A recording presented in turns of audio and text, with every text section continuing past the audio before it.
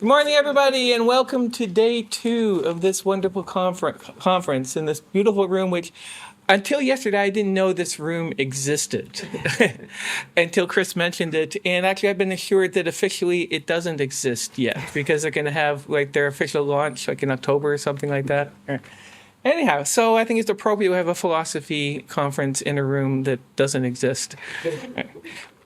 It's a great honor and pleasure to welcome Lydia Patton to second day, and just the title you see is a indication of the diversity of talks at this conference, and also just looking over your CV, I was astonished at the diversity of things that you have worked on. So, Lydia has, worked on very extensively on history of philosophy of science. She's been editor-in-chief of the journal Hopos since 2017.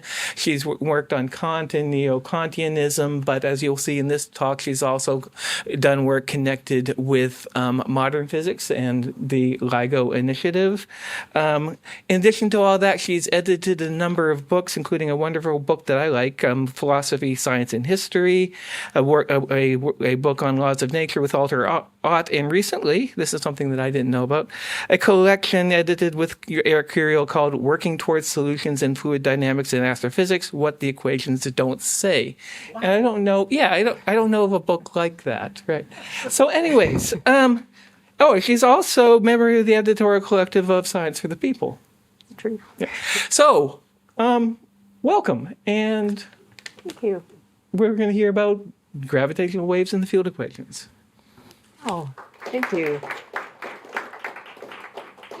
Great. Thank you very much, Wayne. And thanks, everyone, for the invitation. I'm very excited to be here, especially in this room, which was made for this talk, really. And I think some of the other ones today. Okay, so great to talk to you, and I have a lot of slides, so some of them are going to go by quickly, so I hope that we can follow up in the discussion period if things go by too fast.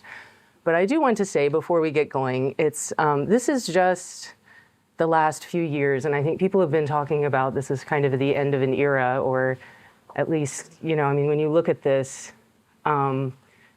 some of you may or may not know Yvonne Choquet-Brouat. She's well worth looking up, and a really important figure in the history of gravitational wave astrophysics. But of course, we all know Michael Friedman, George Smith, Howard Stein, Bill Dimopoulos, Sandor Harding, and Ian Hacking, which when you put them all together, and I think there are more people, is quite anyway, just a moment in tribute of them. And I also want, just quickly, every time I talk about gravitational wave astrophysics, I want to talk about the fact that Jamie Elder is doing really excellent work in this field, and I really feel like Jamie's work and mine are in some ways very closely engaged with each other, and so I just wanted to mention that. Okay, so my talk it starts from the role of what are sometimes called background equations. So sometimes people talk about background equations, especially in physics, as equations that have become so entrenched that they're no longer really questioned. They're considered to be so empirically well confirmed that they kind of recede into the background. That's hence the term. Sometimes people refer to fundamental equations. And in the DN model, these equations serve as the basis for predictions of observable events. None of this will be news. And of course, I think perhaps the most sophisticated account of sort of background equations in the classic philosophy of science is by Lakatos and Popper. And they analyze equations in general as the basis for bold conjectures that can then be tested, right? So this is one way in which Lakatos and Popper share an approach. Of course, there are many other ways in which they don't. But one thing that I want to point out right from the outset, first of all, you can tell in a way from the way that I present this that this is going to be set up and then to knock down, right? The role that background equations play in classical philosophy of science, I think, is rather equivocal, right? So on the one hand, there's this idea, like from Quine and the web of belief, that equations become so well entrenched that they come to the center of the web of belief. They can still be challenged, they're still fallible, but they're so central to so many of our commitments that they really can't be challenged. So that's one kind of strain in classical philosophy of science.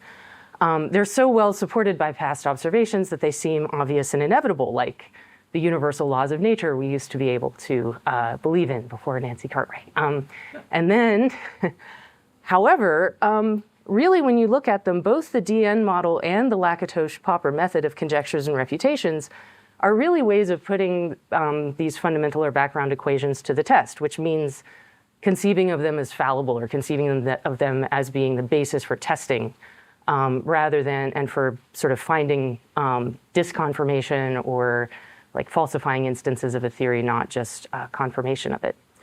So the first thing that I'm going to do is talk about, we're going to go very quickly on this because it's something that I think no one is going to really fight me on. We're going to talk about two accounts in philosophy of science that go beyond the idea of just finding confirming instances for a theory or for a set of equations. So, you know, confirmation is not enough, groundbreaking, right? So the idea first is to talk about confirmation a bit, and then to introduce, not to introduce to many people in this room, two further accounts, namely Newtonian idealization and counterinduction, and talk about them a bit.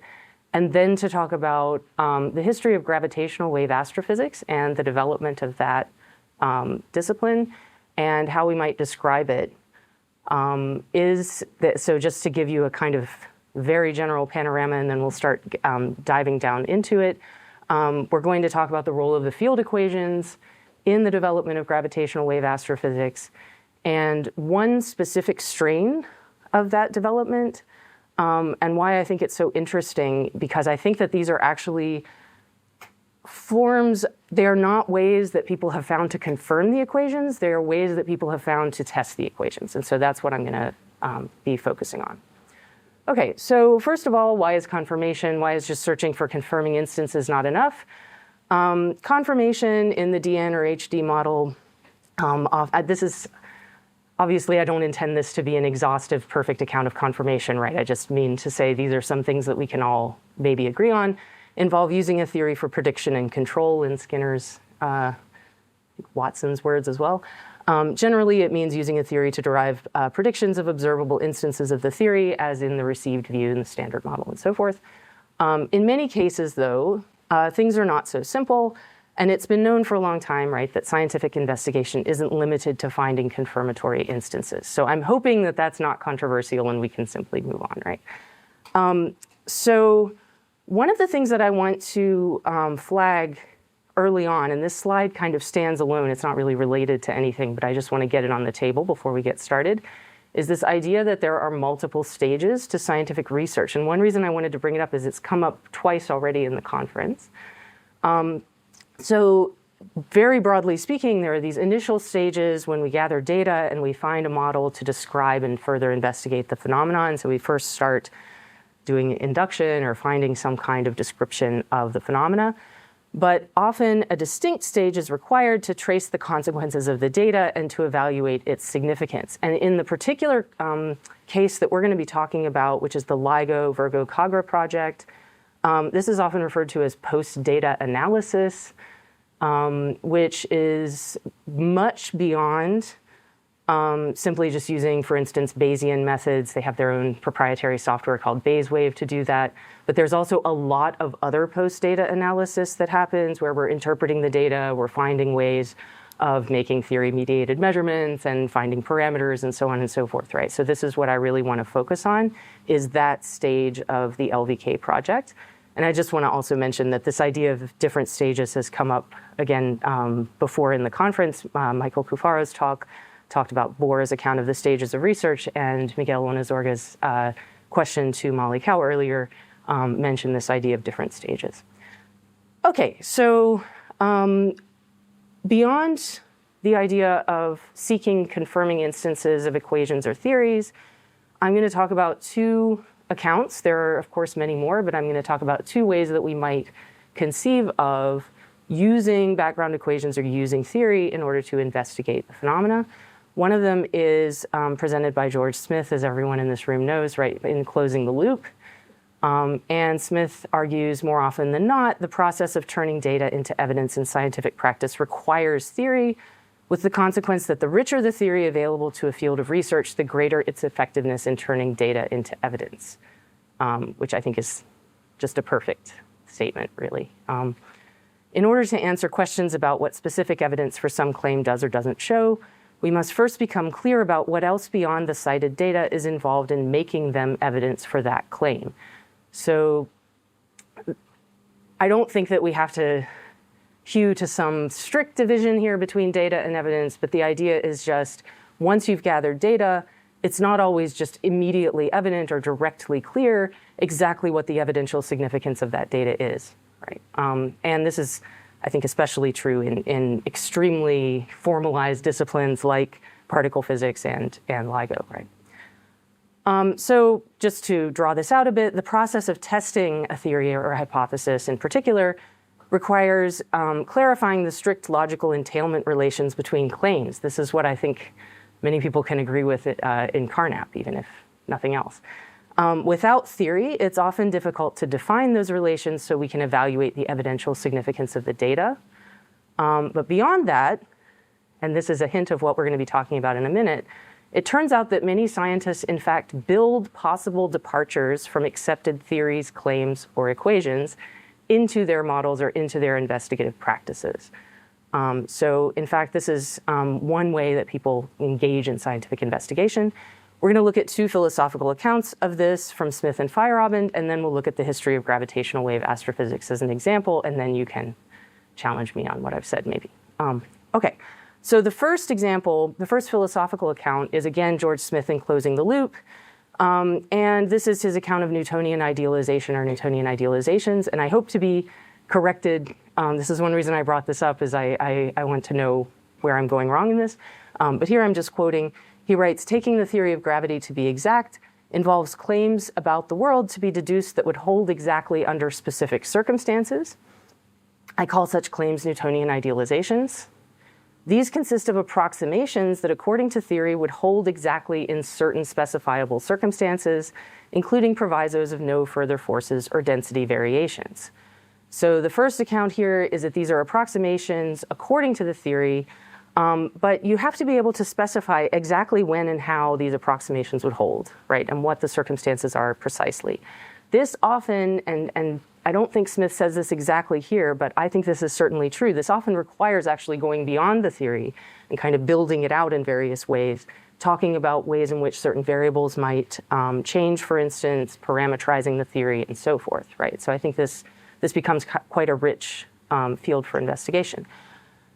Smith says that Newtonian idealization in the case of gravity, Newtonian gravity, involves categorically presupposing, I'm going to use that term a lot, categorically presupposing the theory of gravity, which of course includes the equations, to hold exactly. So the idea, this is a kind of control, right? You say, what if this theory were completely true? There were no way in which it were false. Doing so allows for the identification of second-order phenomena, which are not measurement or modeling errors, and neither are they departures from the theory exactly, but they must be factors in the world that are not accounted for by the theory. So I want to note that this is kind of a method of control in a sense, right? The idea is we find a way to completely hold the theory to be categorically true. This allows us to then test for departures from the theory, right? So it's when you think about it, this method is really a method of investigation. But it's a method of investigation that can happen in some cases after the data has been gathered, right? We say, what if this data were to be analyzed entirely according to the theory, assuming that the theory was completely true?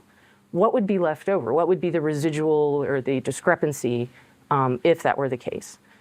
So as Smith says, when the theory is taken to hold strictly, any systematic discrepancy between the idealizations and observation must come from the world and not from the theory.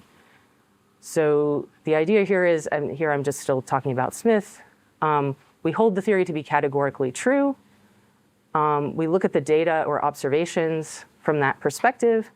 Any systematic discrepancy, right, that can't be explained away by experimental error or something like that has to come from outside the theory, right? It's not like because we've done this correctly, it is something that we then say has to come from the world, which actually, when you think about it, is quite a strong claim. But this is what he says. Okay, so onto a strange bedfellow of, so this is something, one of the sort of minor claims of what I'm going to say is that I actually think that Feyerabend and Smith have a kind of continuity between their accounts. I'm not sure either one of them would thank me for this, but we're going to do it. Okay. All right, so the method of counterinduction, one of my favorites. So in Against Method, Feyerabend describes this method he calls counterinduction.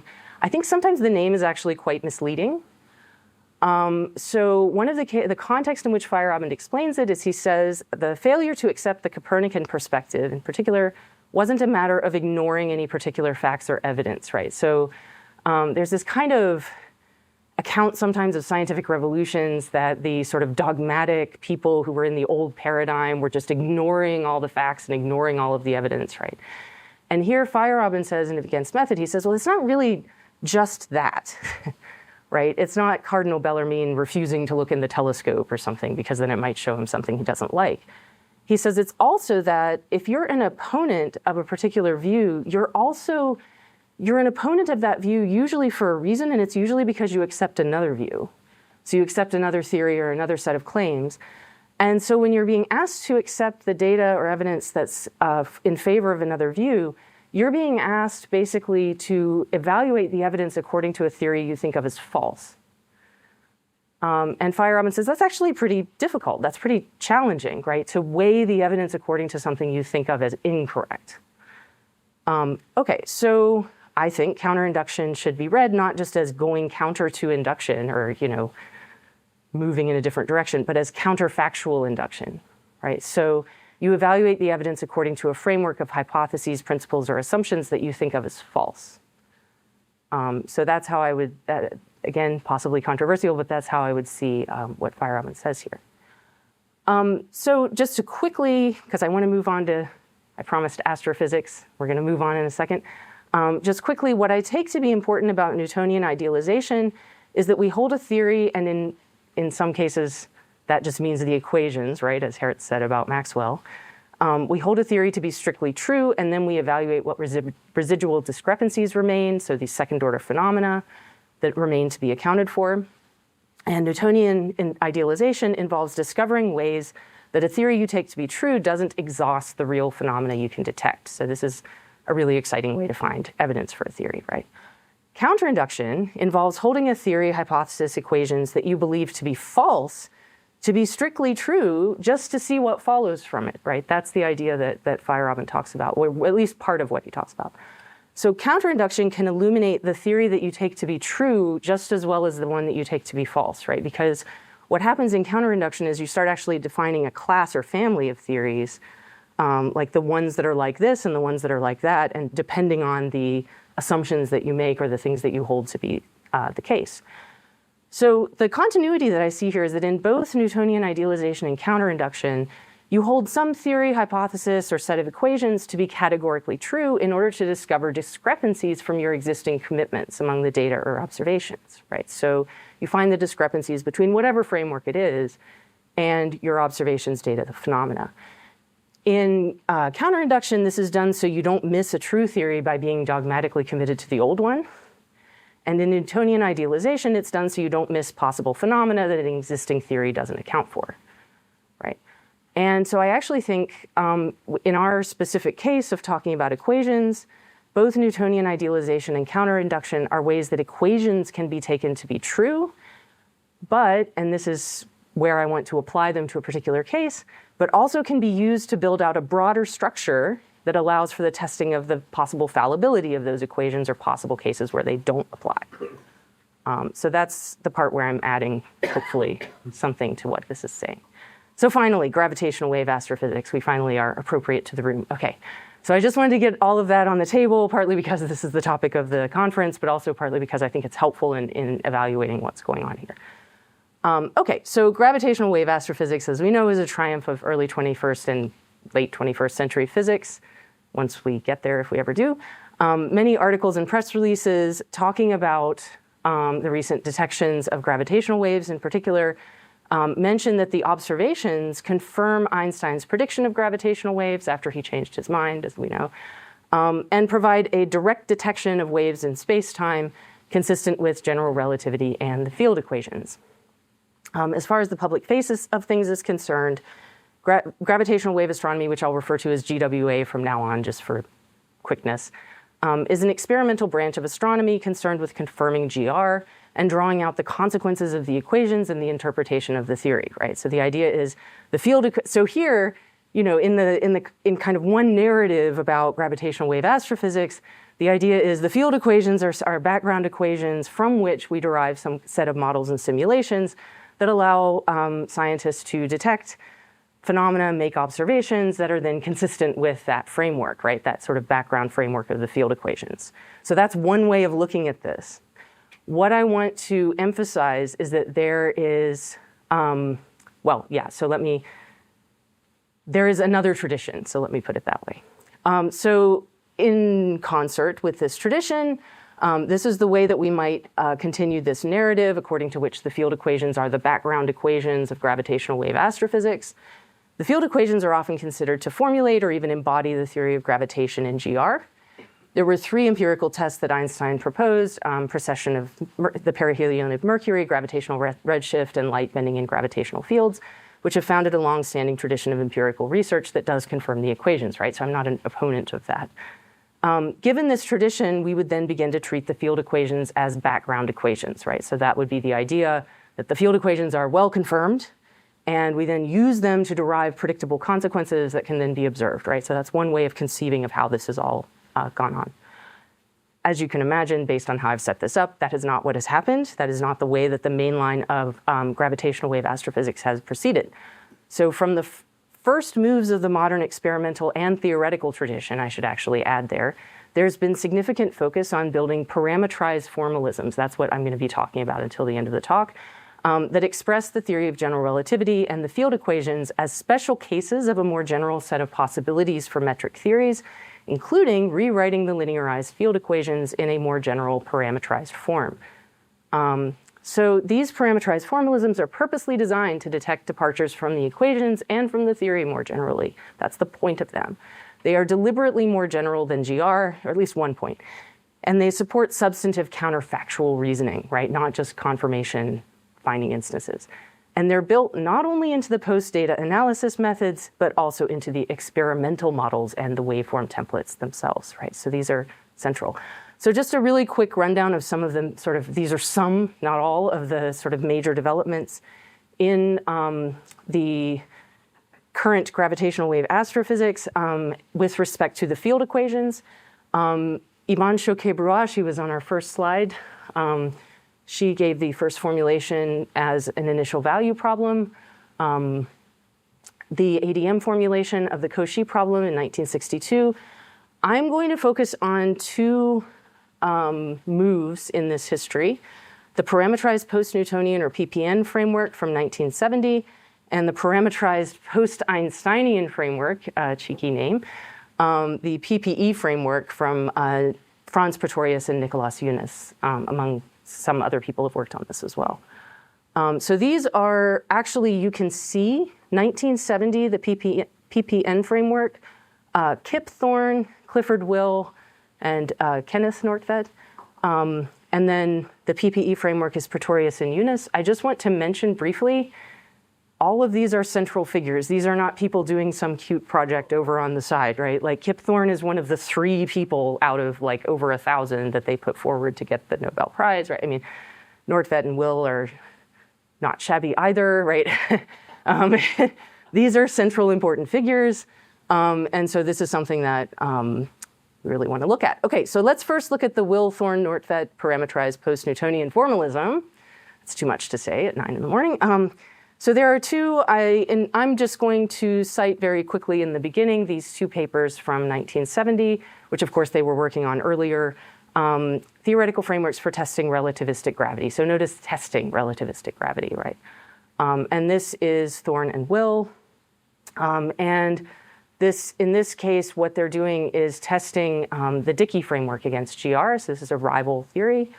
And they're looking, they build in response the parametrized post-Newtonian framework which encompasses most, if not all, of the theories of gravity that are currently compatible with experiment in 1970. So we'll talk about what this is in a minute. Again, we're going to have to go through it fairly quickly, but we can talk about it more. In the second paper is actually super fantastic and interesting, but I'm not going to be able to talk about it in very much detail, but this is a really cool paper. It's about hydrodynamics and extending it to a parameterized framework, but I can't talk about it more here. But there's this great book by Clifford Will that's now in its second edition that appeared in 2018, Theory and Experiment in Gravitational Physics. And chapters 4 and 5 have an excellent presentation of the PPN formalism. So I'm not going to be able to do justice to it here, but if you're interested, like this is really one place to start looking, and then he gives a lot of references to other cases. So what's the PPN formalism? Well, we'll talk about this. I'll present it in kind of a formal sense, and then we'll talk about it in general terms. The first thing that you do is you identify the key variables in a solution to the field equations. You have dynamic gravitational variables like the metric, g mu nu, scalar field, vector field, tensor field, and so on. You look at geometrical variables such as whether you have a flat or de Sitter background metric, cosmic time functions, and so on. So you have these sort of background, this time real background assumptions about cosmology and flatter curved spacetime and so forth, and matter and non-gravitational field variables. You set cosmological boundary conditions. You make a bunch of idealizing assumptions, and you define the values of the variables far from the system. Then you expand in a post-Newtonian series about the asymptotic values of the variables. So basically what you end up with is a set of variables that define what are called the PPN variables, or the PPN parameters, right? So they're asymptotic expansions of the original variables, right? The g mu nu expanded. You end up with these, it's basically an approximation around the variables. Okay. You then substitute the PPN variables into the field equations. So you start from these. So you start here, you substitute those into the field equations, keeping only such terms as are necessary to obtain a final consistent solution, right? So you have an asymptotic approximation, and then you solve the equations using that approximation, right? But importantly, the variables are not the original variables, they are a PPN variable, right? They're parameterized, okay? For the matter sources, you substitute a perfect fluid stress energy tensor, and you then solve these and obtain values, specific values for the PPN parameters. Okay, so it's a method of, generally speaking, it's a method of approximation that uses parameterized variables. Okay. In this way, to give a much needed summing up of what exactly they're doing, we obtain, this is a quote from Will, a very general form for the post-Newtonian perfect fluid metric in any metric theory of gravity. So here what we're doing is relating the field equations to any possible metric theory. That's the goal, right? All formalism aside. Expressed in a local quasi-Cartesian coordinate system at rest with respect to the universe rest frame and in a standard gauge. The only way that the metric of any one, this is the key point at the end, the only way that the metric of any one theory can differ from that of another theory is the coefficients that multiply each term in the metric. So the idea, part of the central idea behind this is that you have a bunch of theories that differ only in coefficients, right, metric coefficients. And so you're able to actually classify them in terms of the solutions that you get. Okay. By replacing each coefficient by an arbitrary parameter, we obtain a, I love this, super post-Newtonian metric theory of gravity, whose special cases are the post-Newtonian metrics of specific theories of gravity. Okay, this supermetric is called the PPN metric, and the parameters are called PPN parameters, right? So the whole idea is to be able to express GR as a special case of a bunch of other solutions, right? Where you have parameters that describe the ways in which particular theories depart from GR or depart from the sort of most general assumptions that you might make about metric gravity. Okay, so is this a Newtonian idealization? So this is to get back to our, I know that I had to go through that super quickly, but we can talk about this more hopefully. Is it a Newtonian idealization? Well, it's certainly not a form of confirmation, right? Because clearly what we're doing here is not finding confirming instances. We're building out a more general framework, parameterized framework, right? We're also not taking the linearized field equations to be categorically correct, right? So it doesn't seem like it's exactly Smith's strategy, right? Because we're not just saying, let's say that these are completely true, right? That's not what we're doing. But we are taking something to be categorically true. We're taking this more general framework and saying, what if this were completely an entire description of all possible metric theories of gravity, right? So we're taking this broader framework to be categorically true, and we're including a bunch of associated idealizations, the perfect fluid stress tensor, the cosmological assumptions, flat space, et cetera, right? So we're making a whole bunch of idealizations and then assuming that there's like some way of defining the metric theory in perfect generality. From this perspective, GR itself becomes, I think this is a little controversial, but I'll say it anyway, a set of second-order phenomena identified against the background of the PPN formalism, right? So it's like if we make no assumption, if we just have a general metric theory, then anything that we can identify as a result in GR is actually, a discrepancy from that generalized form. So that's interesting in and of itself. And the theory of GR itself, as a result, comes into sharper focus in the context of the PPN method because it becomes one case, one special case of a bunch of different metric theories of gravity.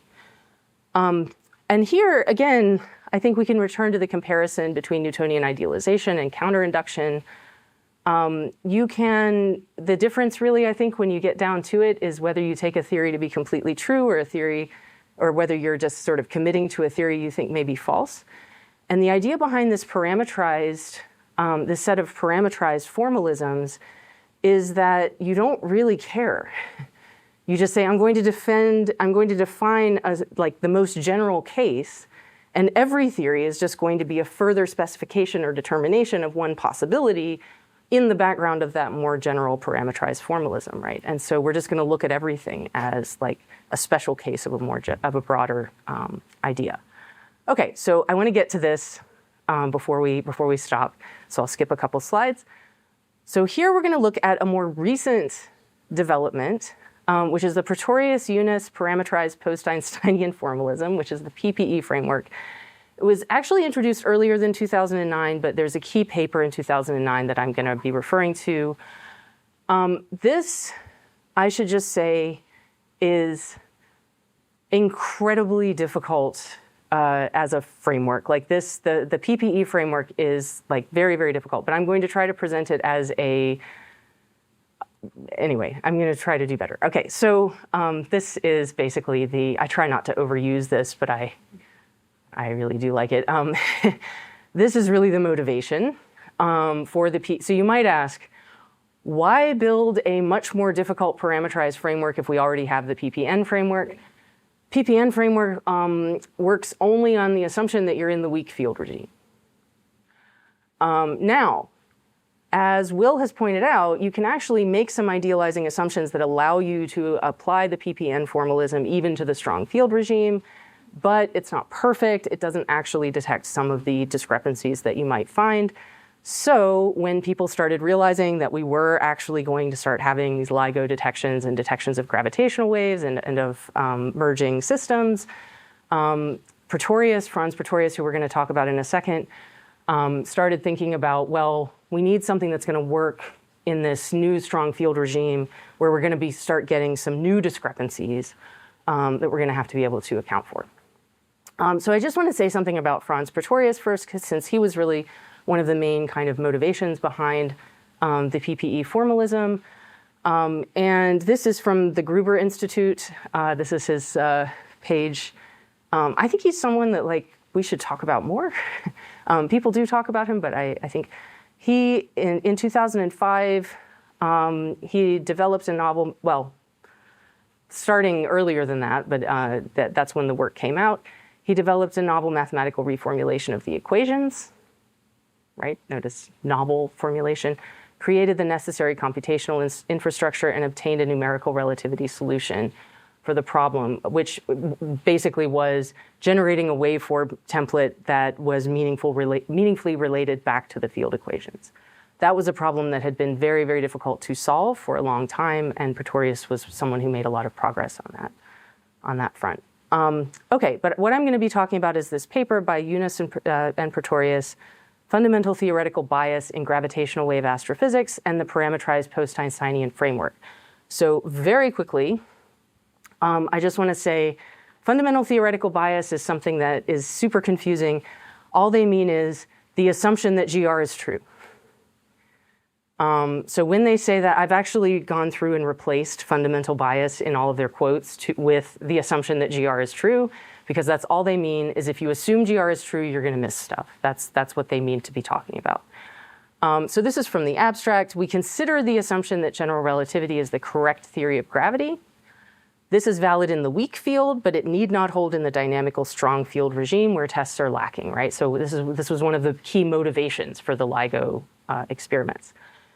The assumption that GR is true can cause systematic errors in the detection and parameter estimation of signals that are observed, which can lead to a mischaracterization of the universe through incorrect inferences about stuff, source event rates and populations. Okay, so you can make mistakes by assuming that GR is always going to be true. At least this is their argument.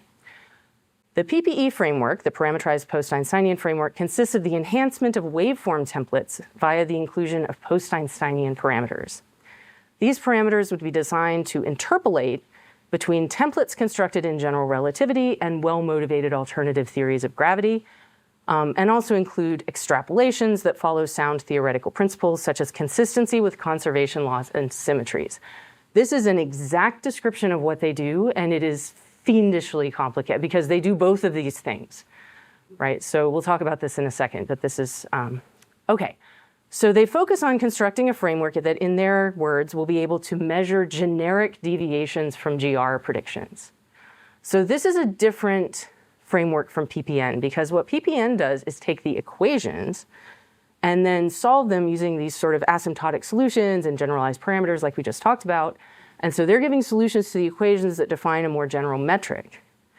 What the PPE formalism does is look at the waveform and the response functions. The response function meaning like the waveform that you get in a detector, and then the waveform itself that you actually are analyzing, which I'll talk about in a second. So they concentrate, PPE concentrates on the waveform observable, which is the response function. Deviations from GR in this framework translate into deviations in the waveform, right? So PPN parameterizes the metric tensor, PPE parameterizes the waveform. So what's a waveform? Sorry, this might be hard to see, but these are the detections at Hanford, Washington, and Livingston, Louisiana. This is GW 15914, the first detection. So these are the waveforms, and this up here is an illustration by Simonet of what is supposed to be happening. So this is the in spiral phase. This T should not be there, sorry, that typo. This is the merger phase, and this is the ring down phase. In spiral is when the black holes start coming into each other's gravitational field. It's reasonably tractable mathematically. The merger phase is like ridiculously difficult mathematically. It's the one that's very, very hard, it's chaotic, et cetera. And then the ring down is when they've merged and there's still a little bit of movement, so you can still detect a bit. It's not, it hasn't quieted completely down, but there's not as much going on. Well, it's not the amplitude of the signal is not as high, I should say, as in the merger phase. Okay, so this is again GW 15914, and these are the waveforms. So just so we know, like if we're parameterizing the waveform, right, what the PPE method does is say, well, let's take this waveform and look at it as it might be generated using a bunch of different assumptions and using more general methods. So that's the basic idea behind it, is that they say, look, what if we parameterize not the solutions to the field equations, but the mathematical means of generating the waveform, and then we generate classes of waveforms as a result. So they say, we will explore, this is again from Eunice and Pretorius, we will explore a set of alternative theories and their effects on gravitational waves. We will phenomenologically infer and engineer a PPE template family. So these are templates for waveforms. That not only captures the waveforms from known theories, but also other phenomenological corrections. This reproduces corrections to the GW response functions predicted by a large class of alternative theories, right? So Brand-Sticky theory, massive graviton theories, and non-dynamical CS modified gravity. There are others, TVES and MOND and all of the, there's other theories. The goal is to detect deviations from GR in the strong field regime, the ones that are accessible by the novel detections, expanding the PPN framework, which is valid only in the weak field regime. And this is done by reproducing rival approaches as sort of waveform templates or ways of generating waveforms. So the PPE formalism employs distinct mathematical methods to model each stage. They use Fourier transforms for the first stage, et cetera, right? So they use different mathematical methods to generate the waveform at each distinct stage. They model the merger stage, interestingly, as a kind of interpolation between in spiral and ring down. So they make it continuous in between. And at each stage, PPE parameters are introduced to build templates for post-data analysis, right? So the idea is you have these mathematical formalisms that allow you to generate potential waveforms, but they're parametrized, right? And so you're able, if you detect a particular waveform, you can figure out like which theories is this consistent with. That's the goal, is to be able to say, does this rule out any theories? Does this particular waveform like rule out Brand-Sticky or rule out GR, right? That would obviously be the most sort of cataclysmic result, right? But the idea is that needs to be possible. It needs to, this is, I think, the basic argument behind this paper is it needs to be possible for a detection to rule out GR and for us to be able to say why. Like on what grounds is this distinct from GR? And they said this is actually highly unlikely in the initial set of research methods because GR was built into the waveforms, which Pretorius knew perfectly well because he was one of the people who did that, right? And so he actually came back and said, well, wait a minute, we need to start building more general ways of generating the waveforms so we can actually detect possible discrepancies between the original waveforms that are consistent with GR and the detections that we have. And if we can't do that, then there's no way of actually knowing, right, when GR would be tested by this new experimental method. So Pretorius and Eunice argue that the assumption that GR is true can actually mask in template-based searches for black hole coalescences, can mask information that might deviate from GR rather than revealing it, right? And so this is a well-known argument by now. They talk about, for instance, parameter degeneracy. They talk about the fact that you could have a system, there are, for instance, distance and luminosity can be degenerate. And so you could have a system that's farther away but brighter, and you could mistakenly think that it's closer and less bright. And then that would actually mask information that might go against the assumptions of the field equations, the assumptions of GR in this case.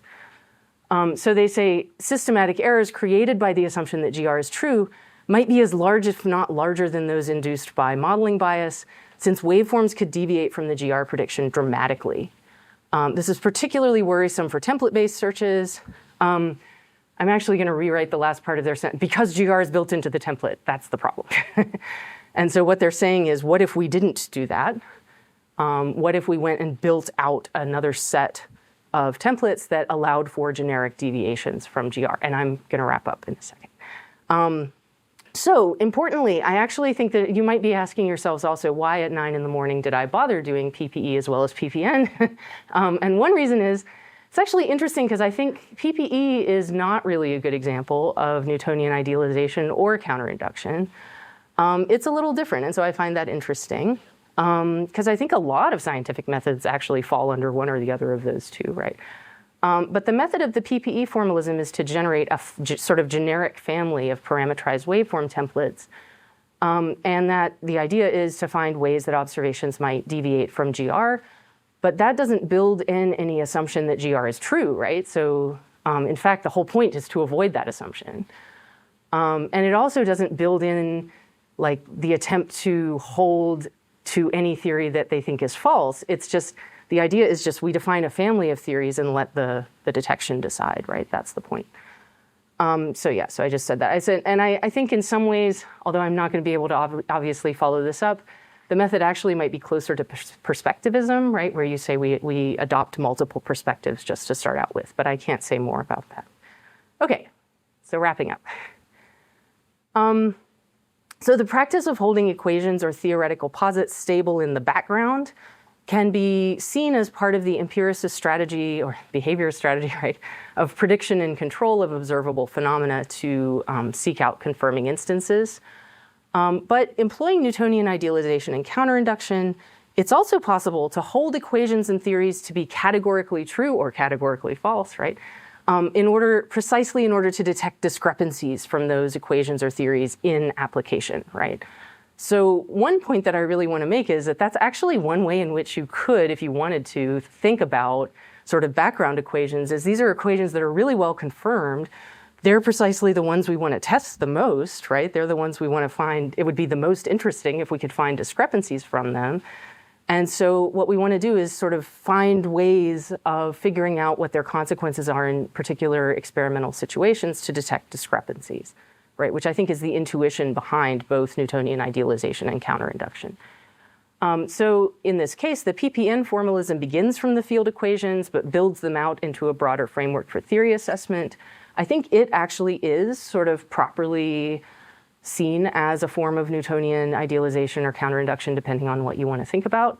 But the PPE formalism, I think, is very different. It begins with these waveform templates that require prior numerical solutions to the field equations, and then specifies generic ways these waveforms can differ, defining a class of waveforms that would be generated using different theories. I have to get this in before we stop. I am going to stop in a second. This method exemplifies Howard Stein's motto that we need to get the laboratory into the theory, because this allows us to classify a specific observation, specific detection, as part of a parameterized family of solutions or templates, and therefore inform us about the theory using observations. In the PPN framework, GR appears as a specific solution within a framework of other solutions. PPE does the same for waveforms. The point is that any detected deviations can immediately provide information about precisely where the discrepancy is, which is really important information. Which parameter, which variable is different, and then that gives us clues about where to look next in investigation. So, thank you. Thanks.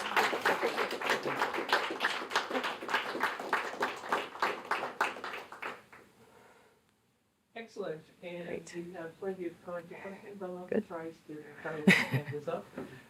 So that was very interesting for me. I want to make a point, but I don't want to be misunderstood. So it's easy to understand what I'm going to do. I want to disagree on a detail, and this actually, just for reference, I have a opinion paper out on Nature 2 weeks ago, which basically make this point. So, but not to be misunderstood, let me put something in front of it. First, I think your account is perfect. It's very good. This is exactly what the scientists are doing. I do gravitational physics, so I've been following all this, following Pretorius, following Kip. Kip Thorne is the greatest scientist there. Pretorius was fantastic. What they're doing, great. These two methods are very interesting. They're useful. Okay, so that's two. And I couldn't agree more with we should put the theory in the laboratory, put the laboratory in the theory, etc. But that's where I want to get at. However, it seems to me that philosophy of science shouldn't just look what the scientists do and oh great, that's the thing to be done. Okay. It should be critical sometimes, and my opinion should be critical more often. Okay. There has been a trend in theoretical physics expressed in a number of directions, and this is one of saying, okay, we have these successful theories like general relativity, the standard model, quantum mechanics. We shouldn't take them too seriously. They're just one among possibilities. We haven't checked that so well, so let's open up the possibility. I think it's wrong in a number of ways. Historically, successful theories, of course, have been overcome repeatedly. Just in the major examples of the major, from Ptolemy to Newtonian, when field equation come out, quantum mechanics, but never in the neighborhood of the theory with small adding terms to the Maxwell field equations are not Newtonian forces plus another parameter adding. Right. Quantum Right. mechanics is not classical mechanics, but let's change some parameter. Right. Geocentric, heliocentric Copernicus is not beautiful Ptolemy with some more parameter looking the detail. And I think this has been misleading a bit the research in theoretical physics in gravity, Okay. in standard model, in particle physics, and in foundation of quantum mechanics. Because somehow has given the impression that we shouldn't take too seriously the theories we have, because after all, they're just, we haven't yet decided whether the good one is general relativity or this other little thing that, and the reason I'm saying is that it's not a priori, it's a posteriori. Namely, for the last 50 years, most of the attention of the theoreticians have been on modification of GR, new particle, modification standard model, modification of quantum mechanics, general probabilistic theories, beyond quantum mechanics, beyond general relativity, beyond. And it's 50 years that nature comes back to all this kind of investigations and says, no, no, no. What has happened in that thing is that all the alternative theories, to the extent in which they were empirically distinguishable from GR, they have been ruled out. The case of the, a colossal number of theories have been ruled out by the neutron star collapse, which is the ratio of the speed of light to the speed of gravitational waves. So what I'm saying is that the attention has been look at the next particle, and nature said no, no, no, no, which doesn't mean that our theories are final, of course. I mean, we'll agree of that. But this way of thinking of just look behind seems to me has been misleading, and there is a sense of frustration in the physics community. Why nature is not giving us another theory a little bit different from GR? Why nature is not giving us supersymmetry? Why is not giving us another particle? Why quantum mechanics keep being right and we have all these alternative theories? And I think this is something I would like philosophy of science to look into that, because I have the sense that there is something wrong in what, with all the respect for these people, right? In what is going on in theoretical physics, is this looking around this way.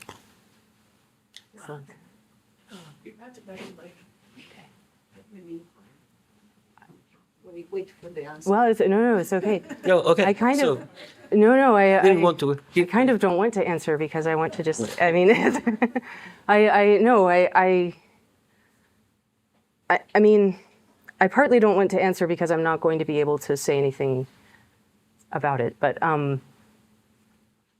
of course, there's, to my sorrow, there is the Popperian response, which is, right, that the more we try to falsify a theory, the more we try to find, the harder we search for disconfirmation or for falsifying instances of a theory, and fail, the more severe the test is, and therefore the more we have reason to continue, to believe, even to accept the theory, let's say, even more. So I think that's one kind of dynamic that happens quite frequently, is that people say, no, this theory can't be right. There has to be some deviation. That's the sort of ground level of what you're talking about. I think that the harder we try, that was one of the things that I think Popper got right. The harder we try to falsify and fail, the more, even if we don't want to, we have to kind of return to the simplest explanation, which is that the theory is correct. Right. So I think I think that's a very powerful argument. I think what's even more interesting about what you said, and what I want to go away and think a lot more about in this context, is your point that parameterizing, what I find to be the interesting intuition behind what Pretorius and Eunice do is their idea that, and again, I think what's so powerful about this is that Pretorius was the one who was behind the waveform construction himself, is he said, look, I know these templates can't detect deviations from GR, even if they're there. And I think his thought was, well, we have to build a way for those to be at least detectable. Otherwise, we're just kind of building in a kind of circular methodology, right? Where we're not really searching for ways that the theory could be wrong. But I think what you're saying, and I did not miss this point, I think this is a really important point, is why would approximations or perturbations or parameterizations be the way to do that, right? Don't we need to do more than just say, well, what if we perturb this around a certain parameter and look at the variables, as, et cetera? Like, why would we assume that that's true and we don't need to do deeper reasoning about ways in which, that's a really important, significant point. Yes, thank you. We have Mike next on the queue.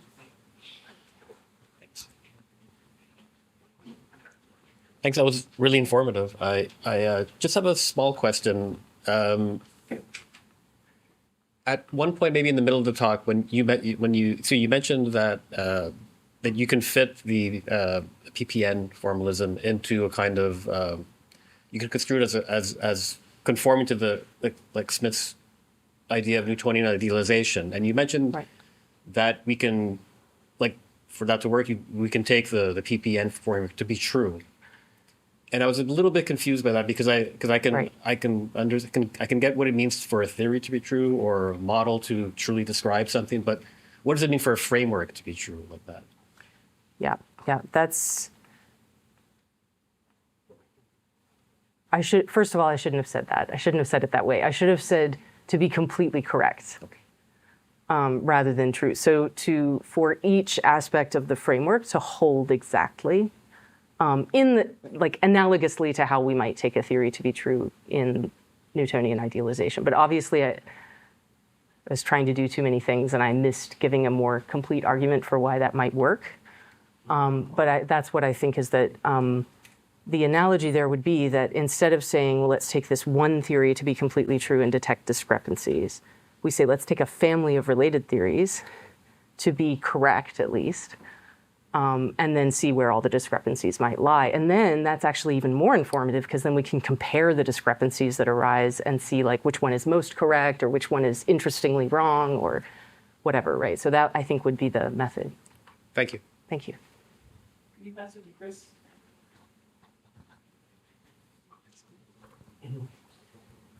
Thank you. Really great talk. So I wanted to pull out a few threads that I think are really interesting. So one is the evidential reasoning can be brought to bear on theories at various different levels or structural levels.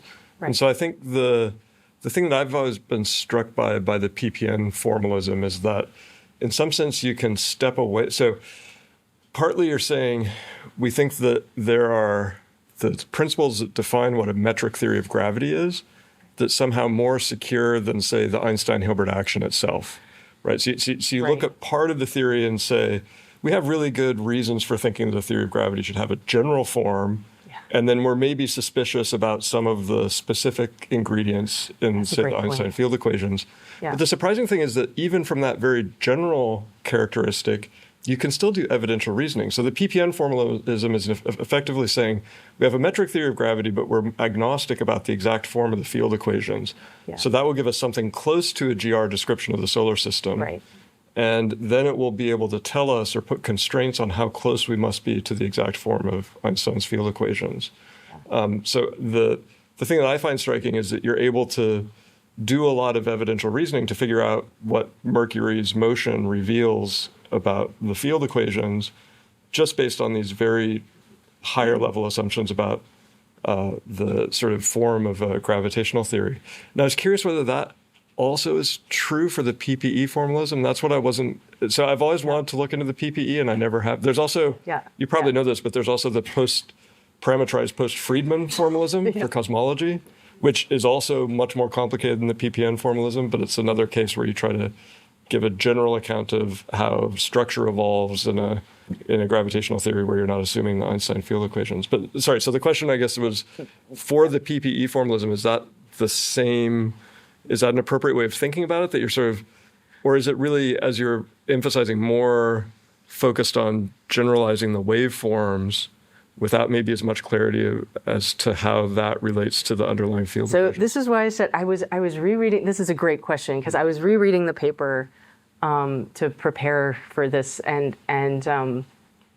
this is one reason why I said it's so complicated, because I realized anew, like as I reread the paper, like this is really complicated. But one of the things that I sometimes notice in PPE and also elsewhere, it also happens in the effective one-body formalism and elsewhere, is this kind of retreat to the Hamiltonian, right? So there's this idea that like, well, we'll take away all of the fancy dynamics and we'll describe this with a Hamiltonian plus sort of various like ways of getting closer to the observed dynamics.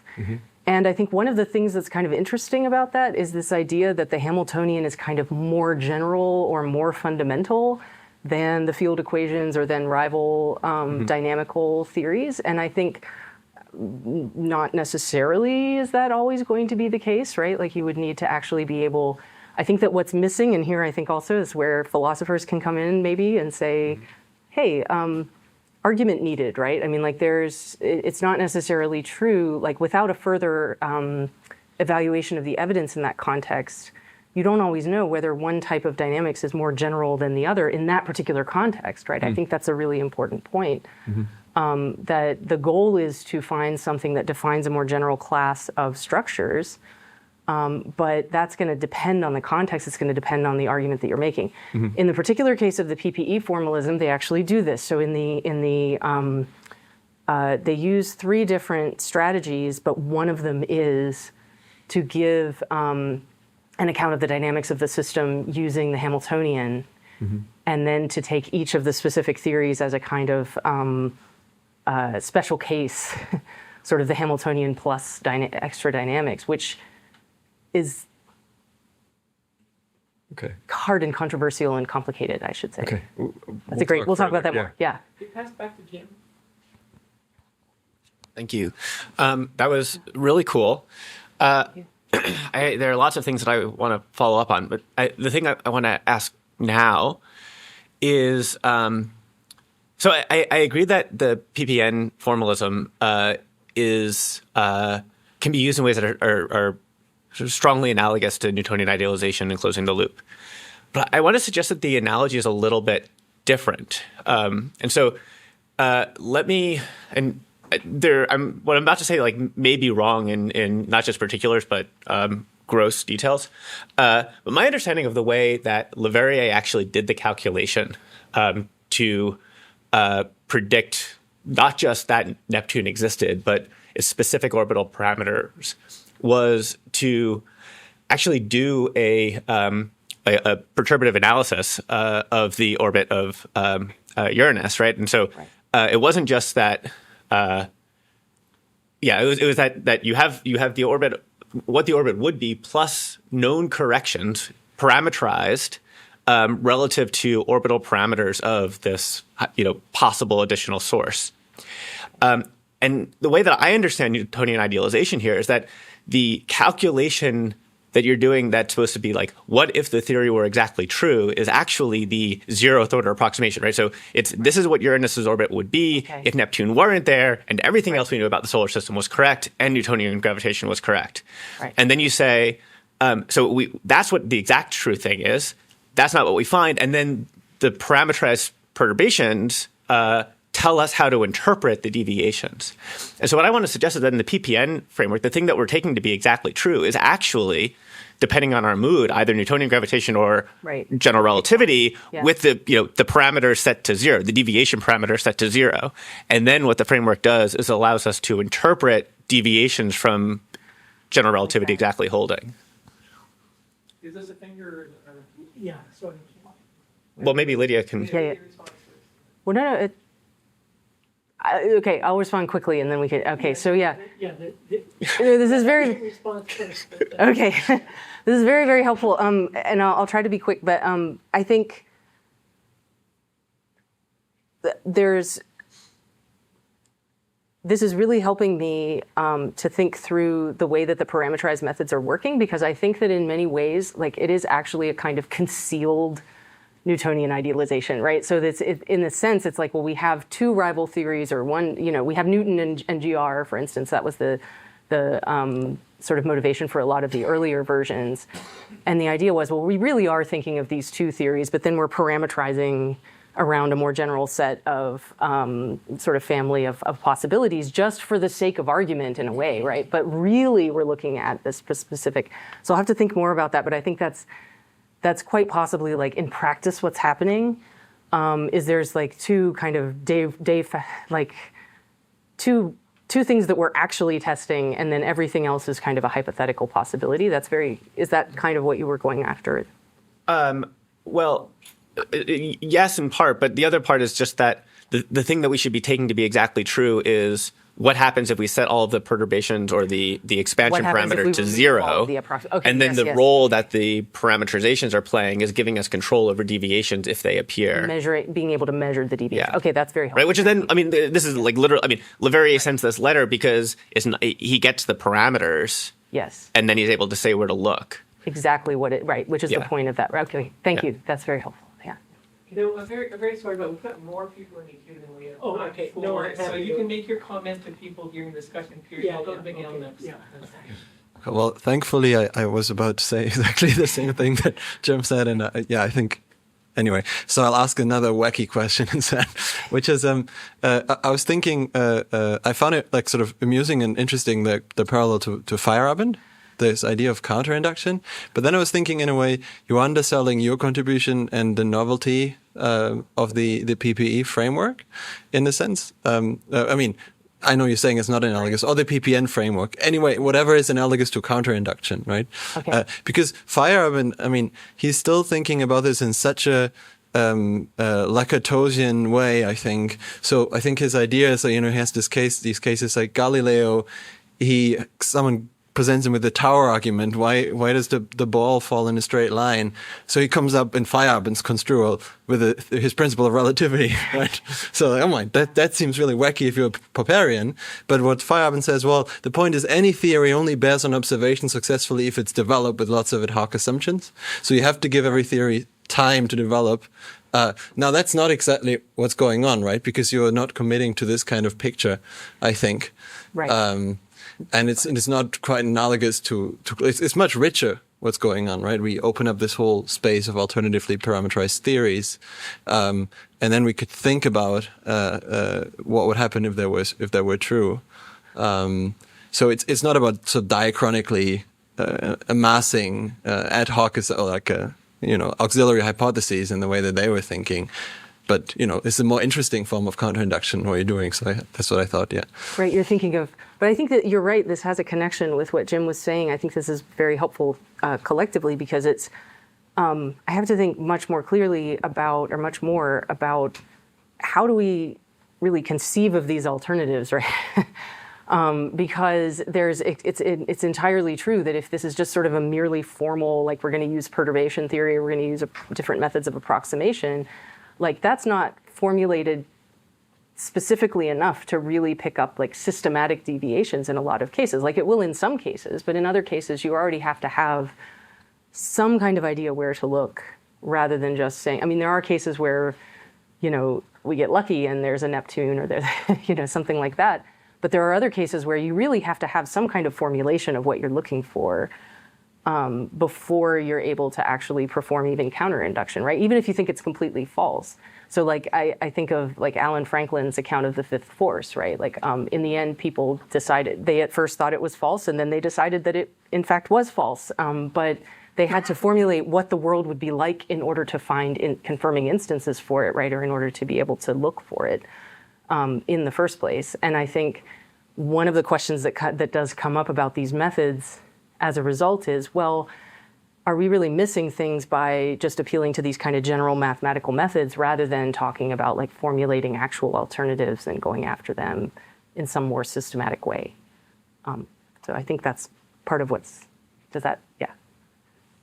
Could you pass the mic to Simon? And I'm afraid this is going to have to be the last question, because we want to have time for the coffee break. So apologies to everyone who had their hands up.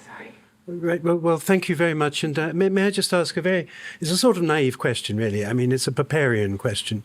So if you think that the point of science is to test, only to test, you're not interested in confirmation at all, Right. Then the method that you've been, there's many interesting things that you've said that are new to me. So this is a somewhat naive response, but the idea that you would take a theory like GR, of course you've got to build the lab into the theory to test it, fine. The idea that you would create a more general theory with lots of arbitrary parameters and that you're going to test that, from a Popperian point of view, sounds just mad. So what do you say to that? Yes. Yeah, well, and my colleague Deborah Mayo, I think, would agree with that.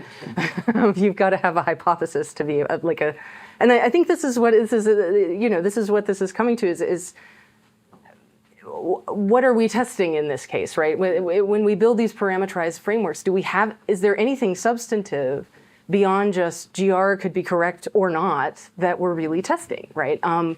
And so the promise of these methods is that we would get some kind of correct direction on where to look for the next formulated hypothesis. But the fear is, well, we'll find this information, but without a framework for it, there's no real way to figure out exactly where it's coming from. I mean, but may I just put the focus on the point that if it was a rival theory, fine, perfect. Right. But the point about these post-PPN and PPE and so forth is you're introducing many parameters.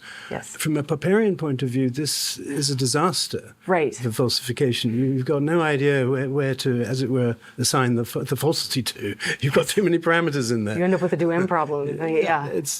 So I'm not suggesting this is somehow a very damaging criticism, but it's one that I think one needs to somehow look at straight on and face on and deal with and engage with somehow. And I'm not sure how to do it other than to go a confirmatory route, really. I don't know that there's a Popperian way of going through this. So that's the challenge I can see. I think so. That's very helpful. I want everyone to have cake, so I will say, I think that this is something that I'm coming to from the questions. This is really interesting to think about, is how useful can these frameworks really be if we don't have a clearly formulated, at least hypothesis about something, because then we're detecting things that we don't really know exactly what we're detecting or why they might be significant departures. And they're all formulated within the background of the existing theories. And so it's kind of like the motivation is sound. The motivation is to find departures from the theory, but really, are you doing that? I think is what so this is incredibly helpful to really start thinking about. Okay, thank you. Thank you very much. Thank you.